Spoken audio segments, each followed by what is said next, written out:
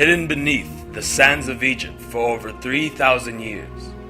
One of the greatest treasures of the ancient world, nearly lost to the passage of time.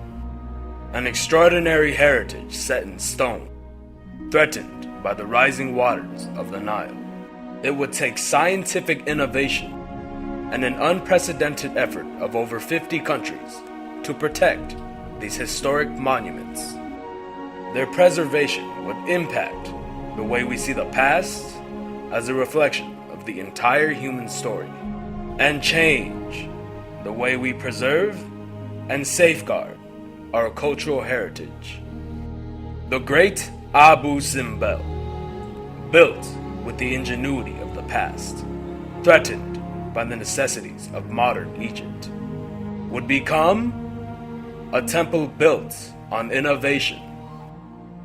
Located near the border of Sudan, Abu Simbel served to immortalize Ramses II, the greatest pharaoh of Egypt.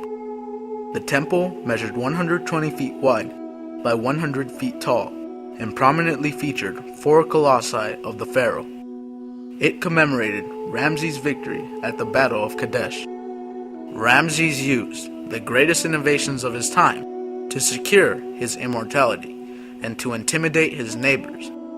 Abu Simbel embodied the might of Egypt in its golden age, but the pharaoh's death in 1213 BC left a power vacuum. As Ramses' descendants fought for control, the priest usurped power, and the kingdom declined. Outside influences imposed themselves on Egypt, and symbols of the past, such as Abu Simbel, were abandoned. The great monument slept under the sands of Egypt for centuries. In 1813, Swiss explorer Johann Ludwig Burckhardt uncovered the top frieze of the main temple. Burckhardt shared his discovery with Italian explorer Giovanni Belzoni. By 1817, Belzoni had entered Abu Simbel and removed everything he could carry. He later excavated the entire monument, which became an important landmark for Egyptologists. In 1959, the modern world of machines and technicians invaded the realm of Ramses II. The construction of the Aswan High Dam was needed to control the floodwaters of the Nile and generate crucial hydroelectric power, but it also threatened to flood the Nubian region, submerging Abu Simbel and neighboring historic monuments. The Egyptian and Sudanese governments each independently requested assistance from the United Nations to preserve this cultural heritage. Amid increasing hostility of the Cold War and continuing conflict in the Middle East, in 1960, the UN launched an innovative mission to rescue the monument. The project would be overseen by UNESCO, the United Nations Educational, Scientific, and Cultural Organization. The effort to save Abu Simbel became a defining example of international innovation and solidarity. It changed the way countries viewed the universal nature of heritage and impacted the global importance of conservation. Public and private fundraising campaigns raised over $40 million from 50 different countries in international cooperation. The most important thing in the Egyptian life is their civilization. They are so proud of their civilizations. So to know that the UNESCO will come to help preserving Abu Simbel, it was an excitement for all Egyptians. In January of 1960, work on the Aswan High Dam began. The clock was ticking.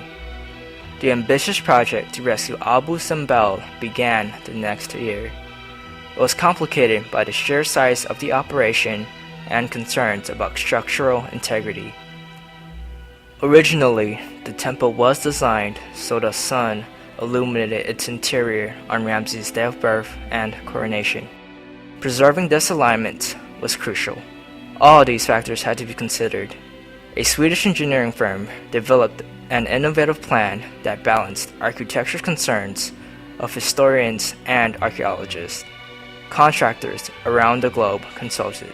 The massive structure will be cut into blocks, which would then be lifted over 1,300 feet to an area above the predicted water level.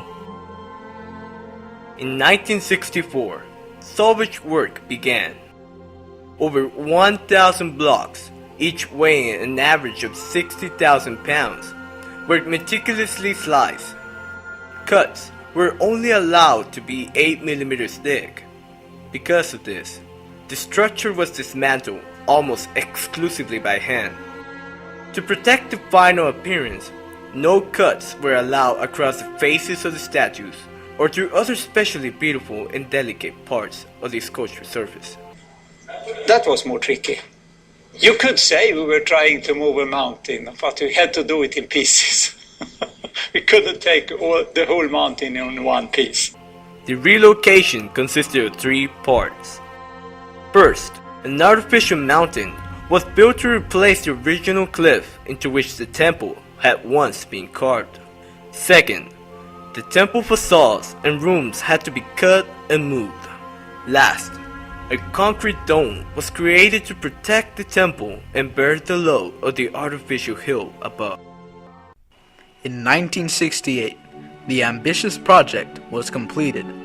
The temple, threatened by the Nile, stood safely out of its clutches, approximately 300 feet away from its original location. The idea to dismantle the monument in order to facilitate its movement and preservation was an innovative one. The structure, despite its massive scale, was transported to its future home and assembled without error, showing the impact of the cooperation and innovation necessary.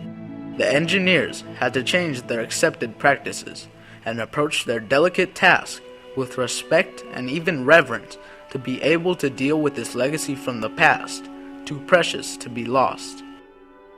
So there's a whole new consciousness of how valuable this heritage is. And I think that this is something that is so important for our global heritage to treat with that same sense of respect. The salvage operation proved to be an outstanding example of collaboration between people of different professions, viewpoints, and cultures. It could not be done by one or even 2 nations.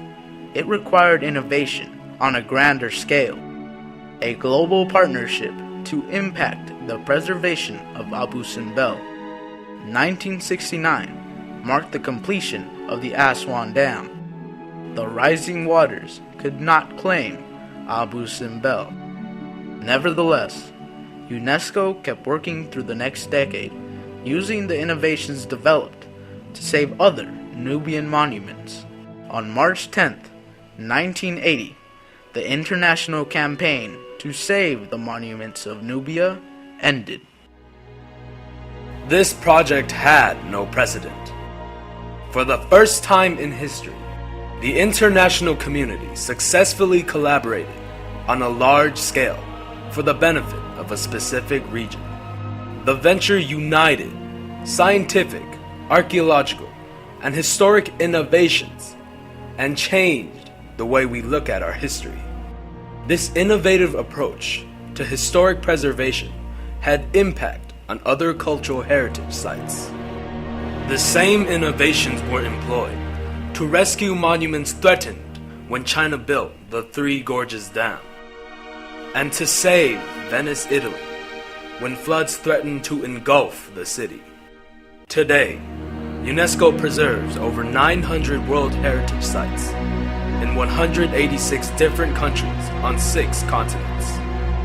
Up to 10,000 people visit Abu Simbel each day.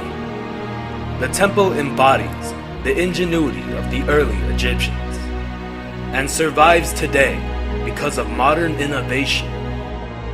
The first international effort to save a historic monument changed the way we preserve the past and impacted our global heritage.